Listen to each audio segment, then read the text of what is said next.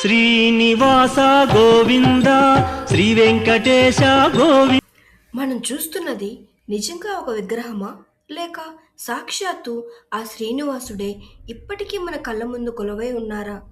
Science ఇప్పటికీ సమాధానం చెప్పలేని కొన్ని అద్భుతాలు వందల ఏళ్లుగా బయటకు రానివ్వకుండా అర్చకులు మాత్రమే గమనిస్తున్న పరమ రహస్యాలు.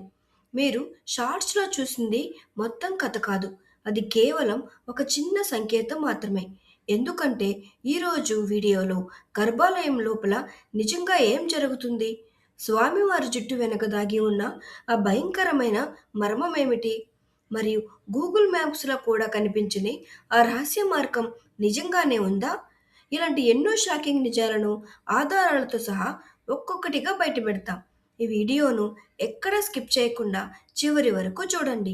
ఎందుకంటే చివరిలో చెప్పబోయే ఒకే ఒక్క విషయం మీ నమ్మకాలను, మీ ఆలోచనలను పూర్తిగా మార్చేస్తుంది. మీరు ఎప్పుడైనా గమనించారా? స్వామివారి విగ్రహం వెనుక భాగంలో చెవి పెట్టి వింటే లోపల ఏదో కొండ గుహలో ఉన్నట్టుగా భయంకరమైన సముద్రపు అలల శబ్దం వినిపిస్తుంది. అసలు సముద్రం ఎక్కడో వందల కిలోమీటర్ల దూరంలో ఉంది. మరి విగ్రహం లోపల నుండి ఆ సౌండ్ ఎలా వస్తుంది? ఇది ఇప్పటికీ ఒక అన్సాల్వ్డ్ మిస్టరీ. గర్భాలయంలో స్వామివారి ముందు వెలిగించే ఆ దీపాలు ఉన్నాయే, అవి కొన్ని వేల సంవత్సరాలుగా ఆరిపోకుండా వెలుగుతూనే ఉన్నాయి. ఆశ్చర్యకరమైన విషయం ఏమిటంటే ఆ దీపాలను ఎవరు వెలిగించారు, ఎప్పుడు వెలిగించారు అనేది ఎవ్వరికీ తెలియదు. తరతరాలుగా అవి అలా నిరంతరం వెలుగుతూనే ఉండడం ఒక దైవిక అద్భుతం. సాధారణంగా ఏదైనా రాతి విగ్రహానికి పచ్చకర్పూరం పూస్తే ఆ రసాయన చర్య వల్ల కొన్నాళ్లకు ఆ రాయి పగుళ్ళు ఇస్తుంది. కానీ తిరుమల శ్రీవారి విగ్రహానికి ప్రతిరోజు పచ్చకర్పూరం పూస్తారు. అయినా సరే ఆ విగ్రహం చెక్కు చెదరకుండా మరింత మెరుస్తూ ఉండడం చూసి సైంటిస్టులు ఆశ్చర్యపోతున్నారు. ఆ విగ్రహం ఏ శిలతో తయారైందో ఎవ్వరికీ అర్థం కావడం లేదు. తిరుమల కొండలు ఎప్పుడు చల్లగా 3000 అడుగుల ఎత్తులో ఉంటాయి. కానీ స్వామివారి విగ్రహం మాత్రం ఎప్పుడు 110 డిగ్రీల ఫారెన్హీట్ వేడితో ఉంటుంది. ప్రతిరోజు ఉదయం అభిషేకం చేసిన తర్వాత విగ్రహం మీద చిన్న చిన్న నీటి బిందువులు అంటే చెమట కనిపిస్తుంది. అర్చకులు పట్టు వస్త్రంతో ఆ చెమటను తుడవడం మనం చూడవచ్చు. అంటే ఆ విగ్రహంలో నిజంగా ప్రాణం ఉందా? ఇక అన్నిటికంటే పెద్ద మిస్టరీ స్వామివారి జుట్టు. అది నిజమైన మానవుని జుట్టులాగే పెరుగుతుంది. అది ఎప్పుడూ చిక్కుపడదు. ఎంతో మృదువుగా ఉంటుంది. ఒకసారి గురువారం రోజు జరిగే నిజరూప దర్శనంలో గమనిస్తే స్వామివారి కళ్ళు మూసుకున్నట్లు కాకుండా మనల్ని తీక్షణంగా చూస్తున్నట్లు తెరిచి ఉంటాయి. ఇది చూసిన భక్తులు ఆ అనుభూతిని మాటల్లో చెప్పలేరు. మీరు ఎప్పుడైనా గమనించారా? స్వామివారి విగ్రహానికి అంత పెద్ద నామం ఎందుకు పెడతారు? అసలు ఆ నామం వెనుక ఉన్న రహస్యం ఏమిటి? స్వామివారు నిజంగానే కళ్ళు మూసుకొని ఉంటారా? లేక ఆ చూపు వెనుక ఏదైనా ప్రమాదం ఉందా? ఈరోజు మన వీడియోలో తిరుమల శ్రీవారి నామం మరియు శంకు చక్రాల వెనుక ఉన్న మిస్టరీలను తెలుసుకుందాం. శ్రీవారి నుదుటిపై ఉండే ఆ తెల్లని నామాన్ని పచ్చ కర్పూరం మరియు కస్తూరి తిలకంతో తయారు చేస్తారు. అయితే ఈ నామం స్వామివారి కళ్ళను దాదాపు కప్పేస్తుంది. దీనికి కారణం స్వామివారి కళ్ళు అనంతమైన విశ్వశక్తికి నిలయాలు. పురాణాల ప్రకారం స్వామివారి చూపు ఎంత తీక్షణంగా ఉంటుందంటే సాధారణ మానవులు దాన్ని నేరుగా చూస్తే తట్టుకోలేరు.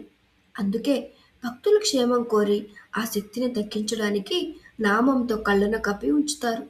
అంటే ఆయన మనల్ని చూడటం లేదని కాదు, తన కరుణా కిరణాలను మనపై సున్నితంగా ప్రసరింప చేస్తున్నారని అర్థం. ఇక్కడ మరో ఆశ్చర్యకరమైన విషయం ఏంటంటే స్వామివారి గడ్డంపై కూడా పచ్చ కర్పూరం పెడతారు. దీని వెనుక ఒక చిన్న కథ ఉంది. కొన్ని వందల ఏళ్ల క్రితం అనంత అల్వార్ అనే భక్తుడు స్వామివారికి సేవ చేస్తుండగా స్వామి ఒక చిన్న బాలుడి రూపంలో వచ్చి అల్లరి చేస్తాడు. కోపంతో అనంత అల్వార్ విసిరిన గడ్డపార ఆ బాలుడి కట్టానికి తగిలి రక్తం వస్తుంది. ఆ తరువాత గర్భాలయంలోని విగ్రహానికి కూడా రక్తం కారును చూసి అందరూ నివ్వెరపోతారు. ఆ గాయానికి మందుగా పెట్టిన పచ్చకర్పూరమే నేటికి ఒక సంప్రదాయంగా కొనసాగుతుంది.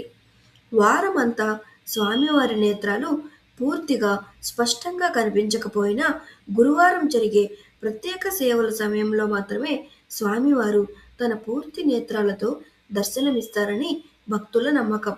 దీనినే నేత్ర దర్శనం అంటారు. ఆ సమయంలో స్వామివారి చూపు అపారమైన శక్తితో నిండి ఉంటుందని, ఆ శక్తిని నేరుగా భక్తులు తట్టుకోలేరనే భావంతో ముందుగా ఒక పెద్ద నైవేద్యాన్ని ఉంచుతారని తిరుమలలో తరతరాలుగా ప్రచారంలో ఉన్న విశ్వాసం. ఆగమ వైష్ణవ సంప్రదాయాల ప్రకారం తిరుమల స్వామివారి శంఖచక్రాలు ప్రయాగ మధ్యలో ఉండడం భక్తులను క్షణంలో రక్షించేందుకు స్వామి ఎప్పుడూ సిద్ధంగా ఉన్నాడనే ఆధ్యాత్మిక భావనకు సంకేతం. తిరుమల కొండలపై వేల సంవత్సరాలుగా నిలుచున్న ఒక రహస్యం ఉంది. ఇది దేవాలయం కాదు. ఇది మనుషులు నిర్మించింది కూడా కాదు. భూగర్భ శాస్త్రవేత్తలు దీనిని సహజ సిద్ధమైన శిలాతోరణం అంటారు. కానీ భక్తులు మాత్రం స్వామివారు ఇక్కడే వెలిశారని, ప్రకృతి ఇచ్చిన సంకేతం అంటారు. ఇది కేవలం ప్రకృతి అద్భుతమా లేక దైవలీలలా? రోజుకు లక్షలాది మంది భక్తులు స్వామిని దర్శించుకుంటారు. కానీ అర్ధరాత్రి దాటిన తర్వాత ఈ పుణ్యక్షేత్రంలో ఏం జరుగుతుందో మీకు తెలుసా? గర్భాలయంలో తలుపులు మూసిన తర్వాత జరిగే అద్భుతాలు ఏంటి? ప్రతిరోజు రాత్రి చివరగా జరిగే సేవ ఏకాంత సేవ లేదా పవలింపు సేవ. సుమారు 1:30 గంటలకు స్వామివారిని పవలింపు చేసి తలుపులు మూస్తారు. ఇక్కడే అసలైన మిస్టరీ మొదలవుతుంది.